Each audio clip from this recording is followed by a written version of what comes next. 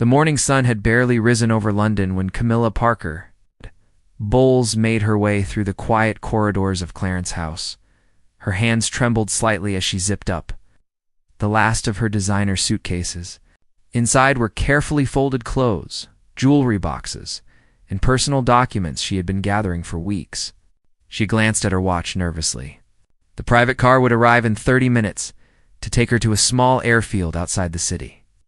Far from the prying eyes of the media and the royal family, everything had been planned in secret. After months of growing tension within the palace walls, mounting pressure from certain members of the royal household, and increasingly hostile treatment from the public, Camilla had reached her breaking point. The whispers in the hallways had grown louder. The cold shoulders from staff members had become unbearable. Even some members of the extended royal family had stopped acknowledging her presence at formal events. She felt trapped in a gilded cage, and the only solution she could see was to leave Britain entirely and start fresh somewhere. Far away, she had contacted an old friend who lived in France, someone from her past who had always offered her refuge if she ever needed it. The plan was simple: drive to the private airfield, board a small chartered plane, disappear across the channel before anyone realized she was gone. No official announcements, no formal farewells, just a quiet exit from a life that had become increasingly unbearable. She would send a letter to Charles later explaining her decision. By then, she would already be safe in another country. Beyond the reach of the palace's influence, Camilla took one last look around her private chambers. The elegant furniture, the expensive paintings on the walls, the luxurious carpets beneath her feet, all of it represented a life she had fought so hard to be part of. But now, that same life felt like a prison. The price of being part of the royal family had become too high. The constant scrutiny, the never-ending criticism, the feeling that she would never be accepted no matter what she did, it had all become too much to bear. She heard footsteps in the corridor outside and froze. Her heart pounded in her chest. Had someone discovered her plan? She held her breath, listening carefully. The footsteps passed by her door and faded into the distance. She exhaled slowly, trying to calm her racing pulse. She needed to stay focused. In just a few more minutes, the car would arrive, and she would be on her way to freedom. Camilla grabbed her handbag and did a final check of its contents. Passport, cash in multiple currencies, credit cards under a name the palace didn't monitor closely, and the phone number of her contact in France. Everything was ready. She pulled on her coat, a simple, dark design that would help her blend in rather than stand out. She had specifically chosen not to wear anything that would immediately identify her as a member of the royal family. No expensive brooches, no recognizable designer labels, nothing that would draw attention. The plan was to slip out through a side entrance of Clarence House that was rarely used. Her driver, someone she had hired privately and paid generously for his discretion, would be waiting in an unmarked vehicle. From there, it would be a 2-hour drive to the airfield where the chartered plane was already fueled and ready for immediate departure. She had paid extra to ensure there would be no flight plan filed until after they were already in the air, making it harder for anyone to track her movements as she made her way down the servants' staircase, carrying her to heaviest bags while leaving the others to be collected by her driver. Camilla's mind raced through all the things that could go wrong. What if someone from the palace staff noticed her leaving? What if Charles tried to call her and became suspicious when she didn't answer? What if the media had somehow gotten wind of her plans? She pushed these thoughts aside. It was too late to turn back now. She had made her decision. She was committed to seeing it through. The side entrance came into view at the end of a narrow corridor. Through the small window in the door, she could see the dark sedan waiting exactly where it was supposed to be. Relief washed over her. The driver stepped out and opened the trunk, ready to load her luggage. This was really happening. In just a few moments, she would be in that car, and her escape would be underway. Camilla pushed open the door and stepped outside into the cool morning air. The driver quickly took her bags and placed them in the trunk while she climbed into the back seat. She kept her head down, not wanting to look at the building she was leaving behind. The driver got in, started the engine. They began to pull away from Clarence House. Camilla allowed herself a small smile. She had done it. She was actually leaving. But as the car turned onto the main road, something caught her attention. Another vehicle, a large black SUV, suddenly pulled in behind them. At first she thought it might just be a coincidence. But when their car turned right at the next intersection, the SUV followed. Her stomach tightened with anxiety. When they turned left a few blocks later, and the SUV was still behind them, she knew something was wrong. She leaned forward and spoke quietly to the driver, asking if he had noticed the vehicle following them. The driver glanced in his rearview mirror and nodded grimly.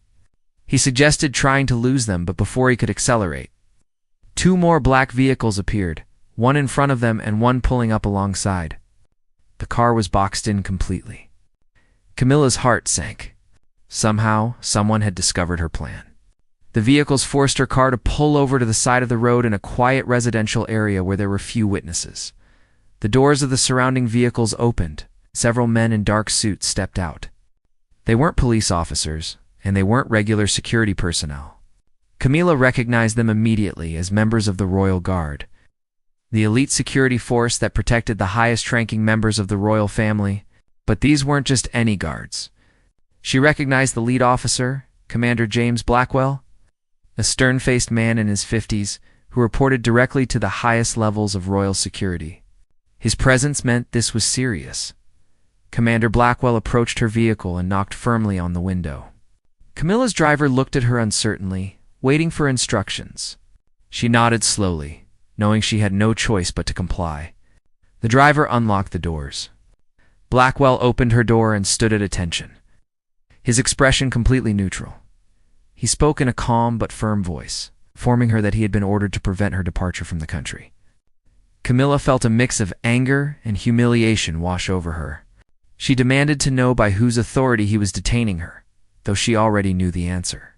Blackwell simply replied that he was acting on direct orders from the palace, that she needed to return to Clarence House immediately. When she refused, insisting that she had every right to travel where she pleased, Blackwell's expression didn't change. He informed her that this was not a request, but a directive from the highest level of the royal household. If she refused to cooperate voluntarily, he had the authority to take her into protective custody. The word protective was emphasized in a way that made it clear this was not a suggestion she could ignore. Camilla realized with growing horror that she had underestimated the palace's ability to monitor her movements and their willingness to intervene so dramatically. She asked how they had known. About her plans? Blackwell didn't answer directly, mentioned that certain financial transactions had raised red flags. The hiring of a private charter plane had not gone unnoticed. Someone within her circle had clearly been reporting to the palace, though Blackwell wouldn't reveal who. Camilla felt betrayed and trapped. She had thought she was being so careful, covering her tracks, using cash when possible, keeping her plans secret even from most of her closest confidants. But somehow the palace had known everything. Commander Blackwell then made a statement that sent chills down her spine. He needed to inspect her luggage before she could go anywhere. Camilla protested immediately, arguing that her personal belongings were private and he had no right to search them without proper legal authority. But Blackwell calmly explained that under the royal household's security protocols, particularly when there were concerns about potential security breaches or the removal of sensitive materials, he had full authority to inspect any luggage belonging to members of the royal family. The guards began removing her suitcases from the trunk of her vehicle. Camilla watched helplessly as they placed each piece of luggage on the ground and prepared to open them right there on the street. She demanded they at least do this somewhere more private. But Blackwell said time was of the essence and this needed to happen immediately. The humiliation of having her personal belongings searched on a public street, even though there were few people around at this early hour, was almost unbearable as the guards opened the first suitcase. Carefully examining each item, Camilla's mind raced. What were they looking for? Did they think she was stealing royal jewels, taking classified documents, or was this simply a power play? A way to remind her that she was not as free as she thought she was. She watched as they methodically went through her clothes, her shoes, her personal items, treating each one with professional detachment. It was invasive and degrading, and there was nothing she could do to stop it. When they reached the second suitcase, one of the guards pulled out a small locked box. Blackwell asked her to open it. Camilla hesitated. Inside that box were her most private possessions, old letters, photographs, and personal mementos from her life before she joined the royal family. Things she never wanted anyone else to see. She refused to open it, insisting it contained nothing of interest to them. But Blackwell's expression remained unchanged. He could have it forced open, or she could open it voluntarily. Either way, he would see what was inside. Camilla's hand shook as she reluctantly reached for the small key on her necklace chain. The locked box contained more than just old memories. Inside were letters she had exchanged with Charles during their affair, long before his divorce from Diana was finalized. There were also photographs from that period, and most damaging of all, there was a diary she had kept during those tumultuous years. She had always meant to destroy these items, but sentiment had kept her from doing so. Now that weakness was about to expose her to scrutiny she couldn't afford, she unlocked the box slowly, her fingers fumbling with the tiny key. Commander Blackwell reached for it immediately, but she pulled it back instinctively. She looked at him with desperation in her eyes and asked if they could please do this in private, away from the other guards. For the first time, Blackwell's stern expression softened slightly. He nodded and dismissed the other guards to give them some privacy, though they remained close enough to intervene if needed. Blackwell examined the contents of the box carefully. He flipped through the letters without reading them in detail, looked at the photographs briefly, and then picked up the diary. Camilla watched him with growing anxiety. What would he do with this information? Would it be reported back to Charles? Would it somehow find its way to the media? The possibilities for disaster seemed endless. These items, if made public, could reignite old controversies and damage not just her reputation but Charles's as well. After what felt like an eternity, Blackwell closed the box and looked at her directly. He spoke in a lower voice now, one that carried a hint of understanding beneath the professional demeanor. He told her that he understood why she wanted to leave, that he had seen the pressure she had been under, and that his job wasn't to judge her but to protect the royal family's interests. However, these items in the box represented a security risk. If she had successfully left the country and something happened to her, or her luggage was lost or stolen, the contents could fall into the wrong hands. Camilla felt a mix of relief and continued fear. She asked what would happen to the box. Blackwell explained that it would need to be returned to Clarence House, under secure escort and placed in a royal vault where such sensitive materials were kept. She would still have access to it, but it would be protected and monitored. The implication was clear. She would never again be able to take these items and disappear with them. They would remain under the palace's control. She nodded in resignation, understanding that she had no choice. Blackwell signaled to his team, who began repacking her luggage. Everything was being loaded not into her hired car, but into one of the Royal Guard vehicles. Her driver sat in his own car, clearly uncertain about what to do. Blackwell walked over to him and spoke quietly. Whatever was said made the driver nod quickly and drive away without looking back. Camilla never saw him again, and later learned he had been paid handsomely for his silence about the morning's events. Camilla was directed into one of the black SUVs, sitting in the back seat between two guards. It felt less like protection and more like custody. Commander Blackwell sat in the front passenger seat and gave instructions to the driver to return to Clarence House. The convoy of vehicles made their way through the London streets as the city was beginning to wake up. Morning commuters passed by, completely unaware that inside one of these dark vehicles sat a member of the royal family whose escape attempt had just been foiled. During the drive back, Camilla's mind raced through everything that had gone wrong. Someone had betrayed her, that much was certain. But who? She had been so careful about who she told and what she revealed. She had used cash for most transactions, hired people outside her usual circle, and made plans that she thought were untraceable. Yet the Royal Guard had known exactly where she would be and when. They had known about the charter plane, about her destination, about everything. The betrayal cut deep, but the sense of helplessness cut even deeper. When they arrived at Clarence House, she was escorted not through the side entrance she had left from, but through the main entrance. ensuring that staff members would see her return. It was a calculated move designed to squash any rumors before they could start. If servants began gossiping about her sudden absence, seeing her return under guard would send a clear message she had tried to leave and had been stopped. The palace controlled the narrative as it always did. She was taken to a private drawing room where she was asked to wait. The guards remained outside the door, making it clear she was not free to leave. She sat on the elegant sofa, feeling numb. All her planning, all her hope for escape had come to nothing.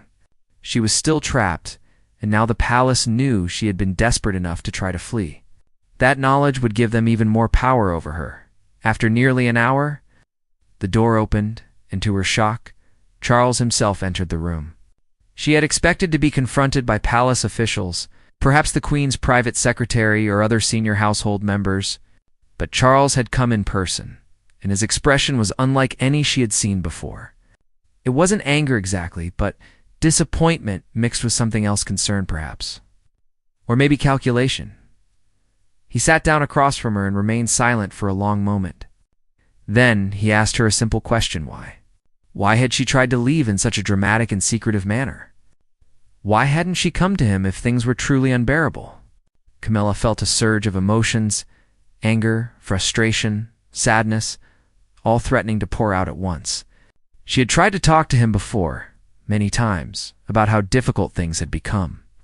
But he had been focused on his own duties and responsibilities, always assuring her that time would make things better, that public opinion would eventually shift, that she just needed to be patient. She told him that patience had run out, that every day felt like a battle. Every public appearance felt like running a gauntlet of judgment and hostility. She told him about the staff members who barely concealed their contempt, about the family members who excluded her from informal gatherings, about the press that twisted every word and gesture into something sinister. She told him that she had reached a point where leaving seemed like the only way to preserve what was left of her sanity and dignity. Charles listened, without interrupting, his expression growing more troubled as she spoke. When she finished, he was quiet for another long moment. Then he told her something that surprised her. The Queen had been informed of her attempted departure before it even happened. In fact, the Queen had been the one who ordered the royal guard to intercept her. It hadn't been Charles's decision at all. He had only learned about it after the fact, when he was awakened by a call from Commander Blackwell informing him that the situation had been contained. Camilla felt a chill run through her. The Queen, always so distant and formal with her, had been monitoring her closely enough to know about her escape plans before they were executed. That level of surveillance was frightening. It meant that nothing she did, no plan she made, no conversation she had, was truly private.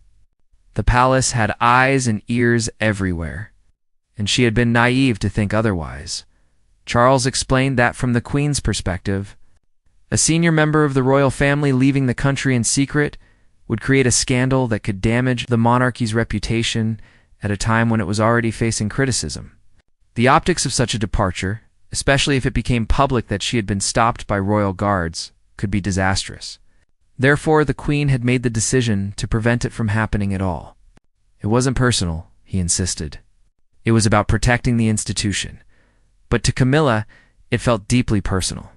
She had been treated like a prisoner, her belongings searched, her privacy violated, her freedom curtailed, all in the name of protecting an institution that had never fully accepted her in the first place. She asked Charles what would happen now. Would she be watched constantly? Would she ever be allowed to travel? Would she spend the rest of her life as a captive in a gilded cage? Charles assured her that wasn't the intention. But he also couldn't make promises about what restrictions might be placed on her movements going forward. The trust had been broken, and it would take time to rebuild. In the meantime, there would need to be discussions about her role, her security arrangements, and her future within the royal family. These conversations would involve not just him but senior advisors and possibly the Queen herself. Camilla realized that her failed escape attempt had made everything worse rather than better. She had thought she was taking control of her life, but instead, she had given the palace even more control over her. The irony was bitter. She asked if she could at least return to her private chambers and rest. Charles nodded and stood to leave, but before he reached the door, he turned back and said something that stayed with her. He told her that despite everything, he wanted her to stay, that he needed her to stay, and that they would find a way to make things better. But his words felt hollow in that moment, overshadowed by the reality of what had just happened. When she finally returned to her chambers, accompanied by a guard who positioned himself outside her door, Camilla collapsed onto her bed in exhaustion. Her carefully packed suitcases had been returned to her room but remained packed, a reminder of her failed attempt at freedom. She stared at the ceiling, wondering what would come next, and whether life within the royal family would ever be bearable again. The events of the morning had changed everything, and there was no going back to the way things were before. She was now a member of the royal family who had tried to escape and failed. That failure would define how she was seen and treated for a very long time to come. The days following her intercepted escape attempt were some of the longest and most isolating of Camilla's life. She was not officially under house arrest, but the increased security presence around her quarters made it feel very similar. Guards were stationed at every exit point. She noticed unfamiliar faces among the household staff people, who watched her more carefully than regular servants would. The palace had tightened its grip. She felt it in every moment of every day. Charles had returned to his official duties, leaving her to deal with the aftermath largely on her own. He visited her chambers occasionally, usually late in the evening after his engagements were finished. Their conversations were strained and awkward. He tried to be supportive, but there was an underlying tension neither of them could ignore. He knew she had been willing to leave him and everything they had built together. That knowledge created a barrier between them that kind words and gentle gestures couldn't easily breach. On the third day after the incident, Camilla received a formal summons to meet with Sir Malcolm Hartley, the Queen's private secretary and one of the most powerful figures in the royal household. She had dealt with him before on various matters, but never in a context like this.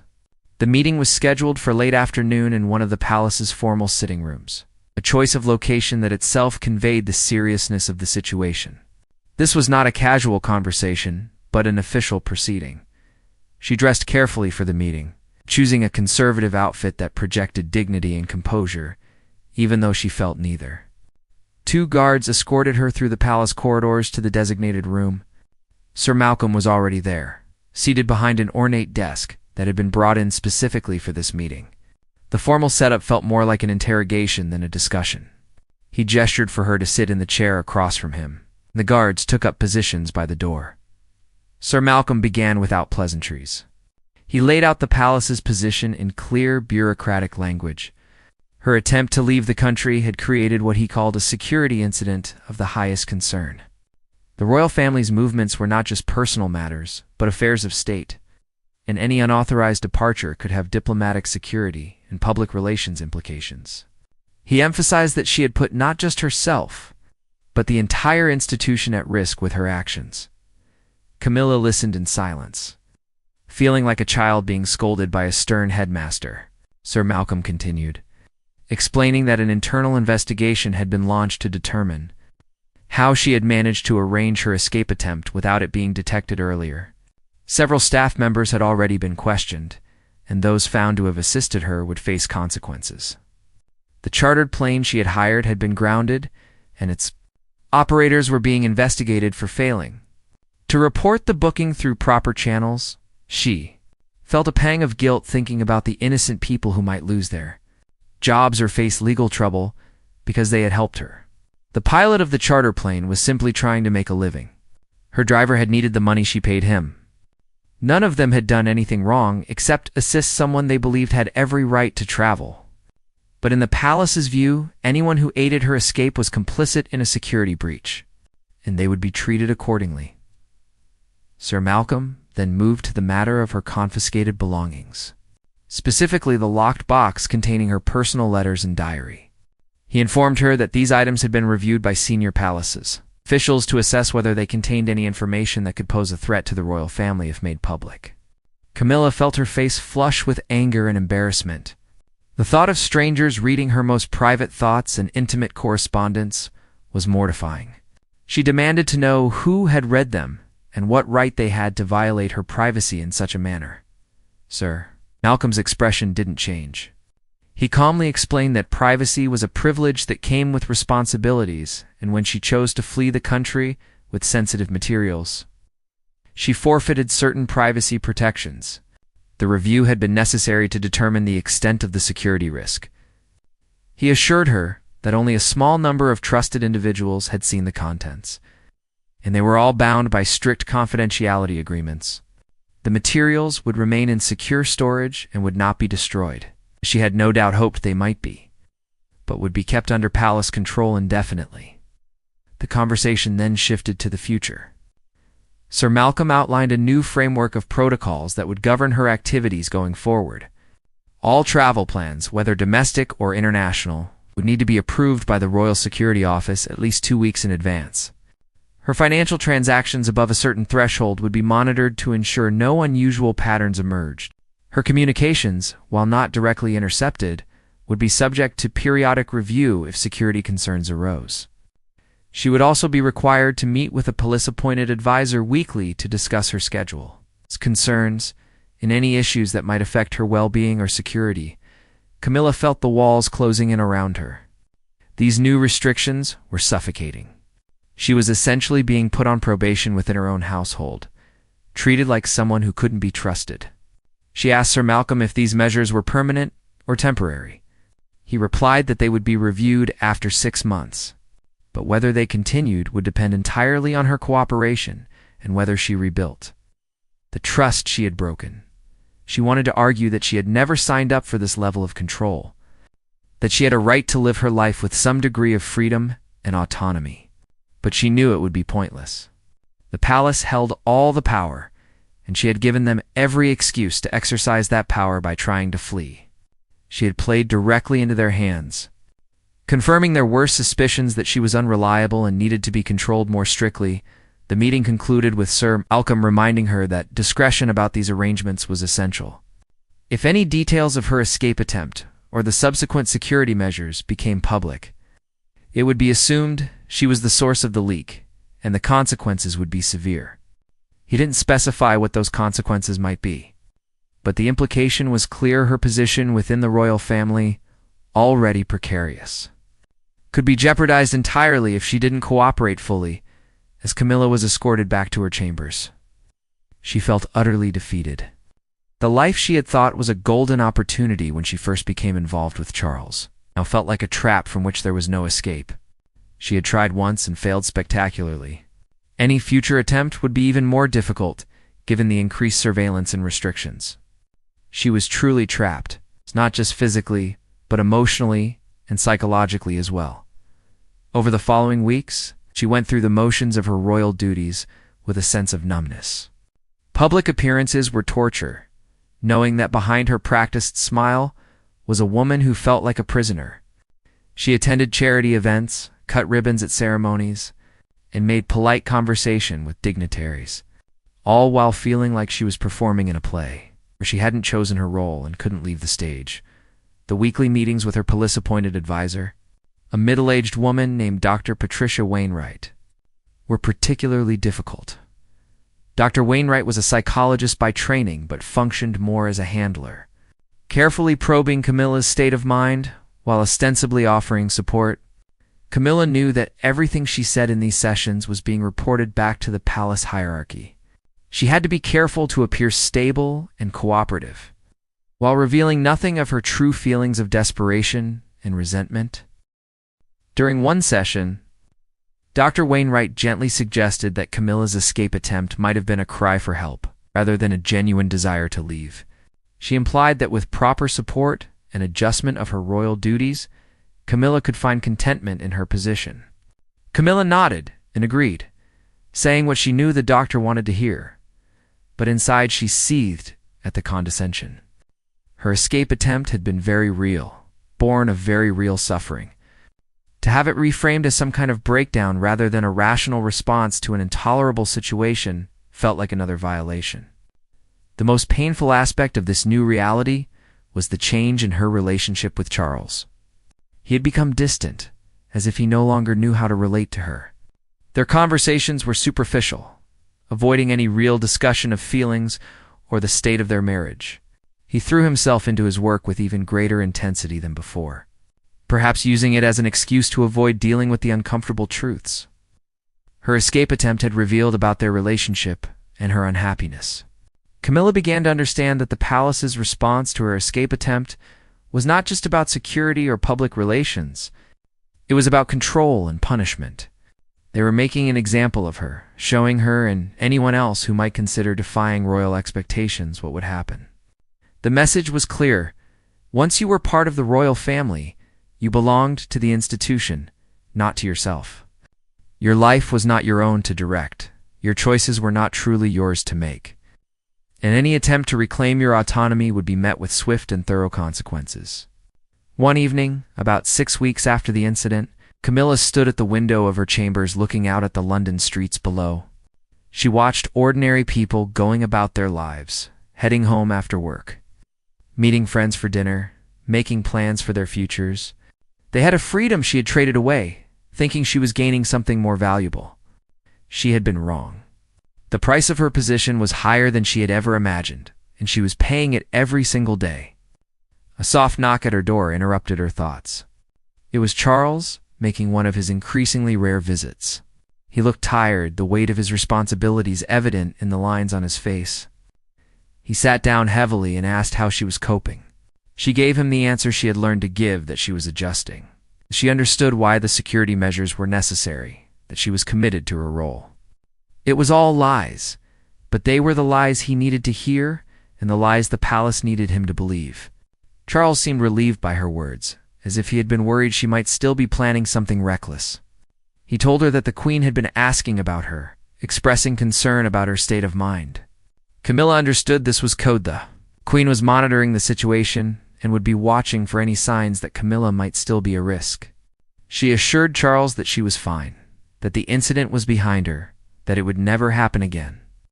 And as she said these words, she realized with a sinking feeling that they might actually be true. She might never have the courage or opportunity to try to escape again, which meant this life of controlled confinement might be her reality forever. 3 months after her failed escape attempt, Camilla found herself in a strange state of resignation. The heightened security around her had become routine. The weekly sessions with Dr. Wainwright had become predictable, and the restrictions on her freedom had become her new normal. She had learned to navigate this controlled existence, finding small pockets of autonomy within the rigid framework the palace had constructed around her life. But the fire that had driven her to attempt escape had not been extinguished, had merely been forced underground. Smoldering beneath a surface of compliance, the breaking point came unexpectedly during a formal state dinner. Camilla had been seated next to a visiting diplomat's wife, a woman who spoke enthusiastically about her recent travels through Southeast Asia.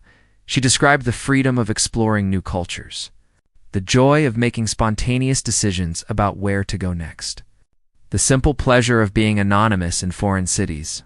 Every word felt like a knife twisting in Camilla's heart, reminding her of what she had lost and could never reclaim. During the conversation, the woman innocently asked Camilla where she most wanted to travel. The question hung in the air between them. Camilla opened her mouth to give the expected diplomatic answer about official duties and representing the crown. But something inside her broke. Instead, she excused herself abruptly and left the dinner table. Ignoring the startled looks and the breach of protocol her sudden departure represented, she needed air, space, anything to escape the suffocating reality her life had become. She found herself in one of the palace's smaller libraries, a room rarely used for official functions. She sat in the darkness, not bothering to turn on the lights, and let the tears she had been holding back for months finally fall. She had tried to be strong, to adapt, to accept her circumstances with grace and dignity. But in that moment she realized she was failing. The facade she had constructed was crumbling. She didn't know if she had the strength to rebuild it. She was still sitting there when Charles found her an hour later. He had left the state dinner as soon as he could politely do so, concerned about her sudden departure. He turned on a small lamp and sat down beside her, not speaking at first. When he finally asked what was wrong, Camilla found herself telling him the truths, all of it. She told him about the daily struggle to maintain her composure, the feeling of being watched constantly, the crushing weight of knowing that one mistake could result in even harsher restrictions. She told him that while she understood the palace's concerns, she was slowly dying inside under the weight of all the control and surveillance. Charles listened with an expression that gradually shifted from concern to something deeper, recognition perhaps, or understanding. When she finished, he was quiet for a long time. Then he began to speak, and what he said surprised her. He told her about his own struggles with the constraints of royal life, the times he had felt trapped by duty and expectation, the moments when he had questioned whether the price of his position was worth paying. He had never tried to escape physically as she had, but he had experienced his own forms of rebellion and had faced his own consequences. He admitted that he had not fully understood how difficult things had become for her until her escape attempt forced him to confront it. He had been so focused on managing his own challenges and preparing for his future role that he had failed to see how much she was suffering. Her dramatic action had been a wake-up call. But instead of responding with compassion and support, the institution had responded with control and punishment. He had allowed that to happen, even participated in it, because he had been frightened by the implications of her attempt to leave. Camilla looked at him in surprise. This level of vulnerability and honesty was rare from Charles, who usually maintained careful emotional control in all situations. She asked him what he was saying, what difference this understanding made now. The systems of control were already in place, the surveillance was ongoing, and she saw no way out of the trap she had found herself in. Charles took her hand and told her that he had been thinking about this situation constantly since it happened. He had come to realize that the palace's response, while understandable from an institutional perspective, was ultimately counterproductive. By treating her like a prisoner, they were guaranteeing that she would remain unhappy and potentially driving her to more desperate measures. He had decided to advocate for a different approach, one that acknowledged her needs while addressing the palace's security concerns. Over the next few weeks, Charles engaged in a series of difficult conversations with the Queen and senior palace officials. He argued that the current restrictions on Camilla were unsustainable and were damaging both her well-being and their relationship. He proposed to compromise a gradual relaxation of the most restrictive measures in exchange for Camilla's full cooperation with reasonable security protocols and her commitment to the institution. It was not an easy sell. There was significant resistance from those who believed any leniency would be interpreted as weakness. The negotiations were complicated by the fact that trust, once broken, was difficult to rebuild. The palace officials who had reviewed Camilla's private letters and diary remained concerned about what they had read. Some of the correspondence revealed details about the early days of Charles and Camilla's relationship that could still cause scandal if made public. There were also indications in her diary of contacts with journalists in the past, raising questions about whether she might have leaked information to the press at various points. These discoveries made some officials reluctant to ease restrictions, fearing she might use any increased freedom to harm the institution. Charles had to provide assurances and guarantees that he knew he might not be able to keep. He essentially staked his own credibility on Camilla's future behavior, promising that if given the chance to live with more dignity and freedom, she would prove worthy of that trust. It was a significant risk for him to take, especially given the precarious nature of his own position as heir to the throne. Finally, after weeks of intense discussions and negotiations, a new arrangement was reached. The constant security presence around Camilla would be reduced to more normal levels for a senior royal. The weekly mandatory meetings with Dr. Winwright would become optional, but Camilla was encouraged to continue them if she found them helpful. The restrictions on her travel would be loosened, allowing her to make plans with only 1 week's notice rather than 2. And domestic travel would no longer require special approval. The monitoring of her financial transactions would continue, but would be less intrusive, focusing only on truly unusual activity rather than routine expenditures. In exchange, Camilla agreed to several conditions. She would participate in regular security briefings and would alert palace officials to any contacts from journalists or other potentially problematic individuals. She would maintain transparency about her travel plans and social engagements. Most significantly, she agreed that the sensitive materials confiscated during her escape attempt would remain. permanently in palace custody, and would never be returned to her personal possession. This was the price of her increased freedom, surrendering her most private possessions to institutional control. When Sir Malcolm Hartley informed her of the new arrangement, Camilla felt a complex mix of emotions. Relief that the most oppressive restrictions would be lifted, but also sadness at what she had lost and could never reclaim. The locked box containing her letters, photographs, and diary would remain in a palace vault, a reminder that her past was no longer fully her own. The palace had claimed ownership not just of her present and future, but of her history as well. The changes took effect gradually over the following month. Camilla noticed the difference immediately: fewer guards, more privacy, less scrutiny of her daily activities. She could leave her chambers without feeling like a prisoner on supervised release. She could make phone calls without wondering who might be listening. She could plan outings without submitting detailed itineraries, days in advance. These small freedoms felt enormous after months of tight control. Her relationship with Charles also began to improve.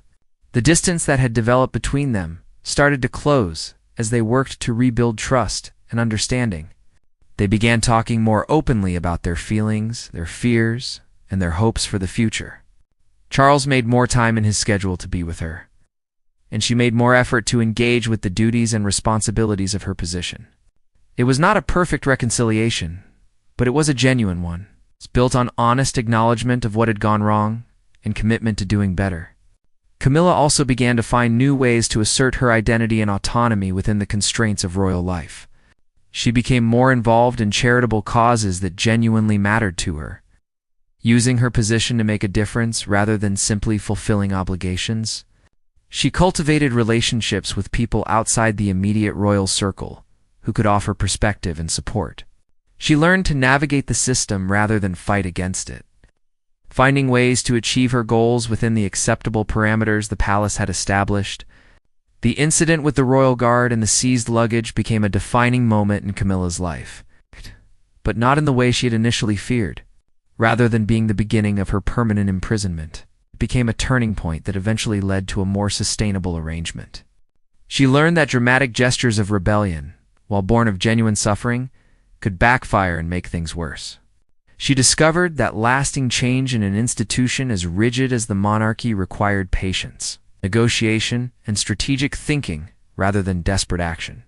Years later, when she occasionally thought back to that morning when Commander Blackwell stopped her car and seized her luggage, Camilla experienced a strange mix of emotions. Part of her still felt the humiliation and violation of that moment, but another part recognized it as the catalyst that forced necessary conversations and changes. If she had successfully escaped to France that morning, what would her life have become? Would she have found the freedom and peace she sought, or would she have discovered that running away solved nothing? These questions remained unanswered, existing in the realm of what might have been. What she knew for certain was that the life she ultimately built within the royal family, while still constrained and often challenging, was more authentic and sustainable than what she had experienced before her escape attempt. She had learned to advocate for herself more effectively, to communicate her needs more clearly, and to find meaning and purpose within the limitations of her position. The palace had learned that complete control was counterproductive, and that allowing senior royals some degree of autonomy and dignity actually served the institution's interests better than rigid restrictions. The locked box remained in the palace vault, and occasionally Camilla thought about the letters and diary it contained. Those items represented a version of herself that no longer fully existed, younger, more naive, less aware of the costs and compromises her position would require. In a way, it was fitting that they remained locked away, separate from her current life. They were artifacts of a different time, and while she wished she could have kept them private, their surrender had been part of the price she paid for the improved circumstances she now enjoyed.